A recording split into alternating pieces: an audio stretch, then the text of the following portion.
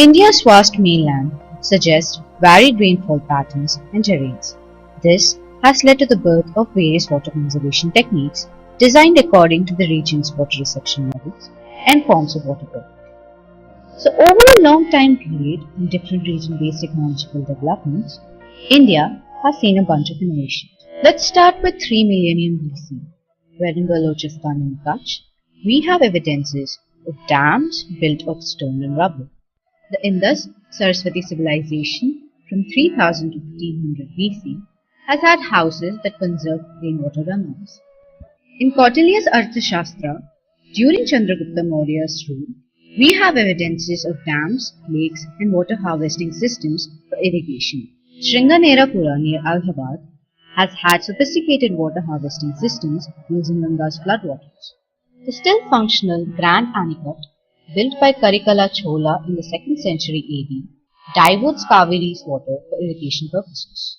The largest artificial lake was built by King Bhoja of Bhopal in the 11th century AD.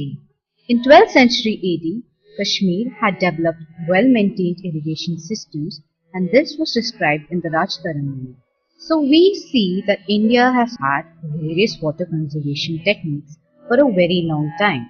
But what is interesting to note is how India's terrain has shaped these techniques. Necessity is the mother of all inventions, and therefore unique techniques exist in various regions of India. The northern region has techniques like zinc and khatri.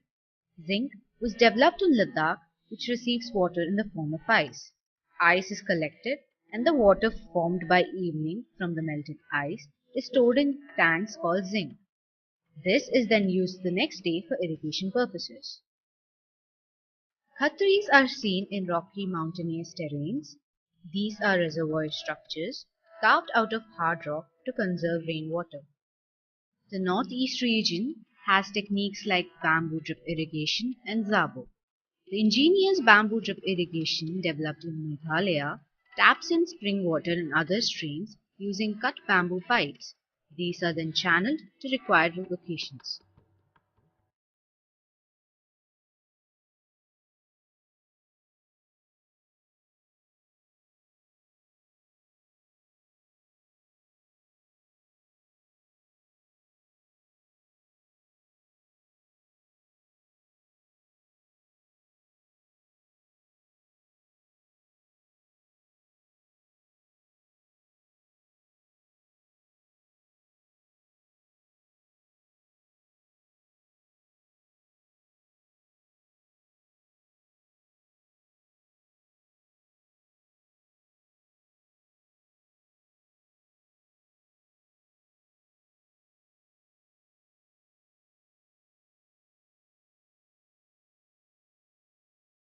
Zabo, which means impounding runoff, is a technique developed in Nagaland. Here, the runoff is collected in mid-terrain of a hill by embankments.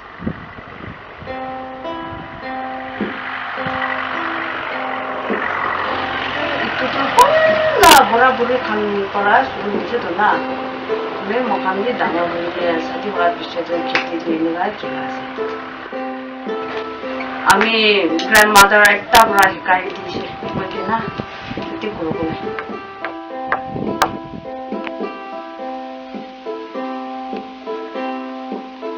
নদীটো নাই ইয়াতে ৰাস্তা ওচৰ খানটো হলে নদীতে পানী নাওলাই খালি পানী গিৰি ৰাখিব আৰু ৰাস্তাতে পানী আহা লগা লাইন ছোট ছোট কৰি কিনে কি দাবা ডাঙৰ একটা খুন্দি কিনে ৰাখিব তাতে control karbo tate braru lagna kheti. The Katas, Mundas and Mundas from east are earthen embankments built in accordance to water drainage patterns to procure runoffs. Karambu from south is a temporary dam built of brushwood, mud and grass. It is horizontally built across the mouth of the channels. Johad and Tankas are conservation techniques observed from the west. For millennia, Rajasthan's farmers met their food needs with year-round irrigated agriculture. They got the most out of every drop of rainfall by building small earthen dams, called johads, which captured rainwater. Water from the ponds formed by these dams seeped down through the ground into the aquifer below, which protected it from evaporating away under the hot sun. This underground water recharged Rajasthan's rivers and wells, providing enough of the precious liquid to sustain people, animals, and crops such as wheat, beans, and mustard throughout the year. Rapat from Central Highlands is a percolation tank with a bund to impound rainwater flowing through a watershed and wastewater to dispose of the surplus flow. The difference in physiography, topography, rock types, and rainfall meant that the tribes in the different islands followed different methods of harvesting rain and groundwater in the Great Nicobar Islands. The Shom Pen tribals made full use of topography to harvest water. In lower parts of the undulating terrain, bunds were made using logs of hard bullet wood, and water would collect in the pits so formed. A full length of bamboo is cut longitudinally and placed along a gentle slope, with the lower end leading into a shallow pit. These serve as conduits for rainwater, which is collected drop by drop in pits called jackals. Throughout all regions, there are recurring techniques like dugout tanks, constructed tanks, river channels, canals, wells, dams, etc. But from each technique's working and origin, we see that technology is developed by combining the knowledge of terrain and climate with knowledge of materials available. The requirement of water conservation techniques was tackled by innovation brought out by the harmony of science and technology.